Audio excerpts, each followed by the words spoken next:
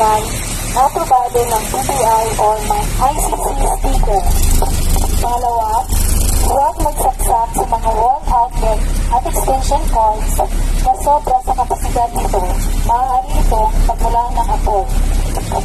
Pangatlo, huwag manigarilyo o maglagay ng kandila malapit sa Christmas tree. 13, ang mga dekorasyon, maaari nitong pagmulan ng sunog. 4, iwasan po magkabit ng Christmas light sa Christmas tree na gawa sa metal. Maaari itong galuyan ng kuryente at inyong ikapigsala. 5, patayin ang mga Christmas lights at iba pang dekorasyong elektrikal upang kapag matulog, aalis ng bahay.